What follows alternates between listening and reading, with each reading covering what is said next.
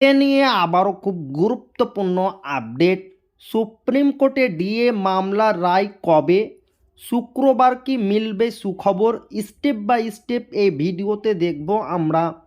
পশ্চিমবঙ্গের সরকারি কর্মচারীদের বহুল প্রতীক্ষিত মহার্ঘ ভাতা ডিএ মামলার রায় নিয়ে জল্পনা তুঙ্গে। সুপ্রিম কোর্টে ঝুলে থাকা এই মামলার চূড়ান্ত রায় কবে প্রকাশিত হবে তা নিয়ে রাজ্য জুড়ে বাড়ছে উৎকণ্ঠা। বিশেষ করে 18 ও 19 ডিসেম্বরের ঘিরে নানা গুঞ্জন ছড়ালেও বাস্তব পরিস্থিতি এখনও স্পষ্ট নয়। কনফেডারেশন অফ স্টেট গভর্নমেন্ট এমপ্লয়িজের সাধারণ সম্পাদক মলয় মুখোপাধ্যায় জানিয়েছেন, সুপ্রিম কোর্টের স্পেশাল বেঞ্চের কোনো কজ লিস্ট এখনও প্রকাশিত হয়নি। ফলে বৃহস্পতিবার বা শুক্রবার এই 2 দিনের মধ্যে রায় ঘোষণার সম্ভাবনা নিয়ে নিশ্চিত কিছু বলা যাচ্ছে না।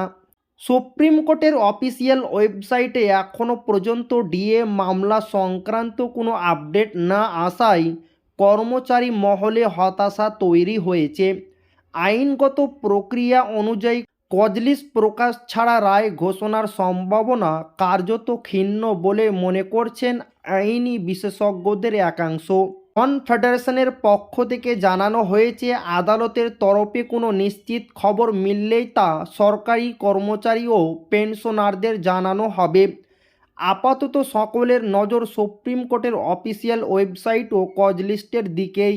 তো এই ছিল ডিএনএ খুব গুরুত্বপূর্ণ আপডেট যা আপনাদের মাঝে শেয়ার করলাম। তো ভিডিওটি ভালো লাগলো অবশ্যই আপনার বন্ধুদের শেয়ার করবেন যাতে তাদেরও উপকার হয়। আর আপনি যদি এখনও আমাদের চ্যানেলকে সাবস্ক্রাইব না করে থাকেন তো অবশ্যই চ্যানেলকে সাবস্ক্রাইব করবেন এবং আমাদের পাশে থাকবেন। তো আবারও দেখা হবে ডিএ রিলেটেড খুব গুরুত্বপূর্ণ ভিডিওতে।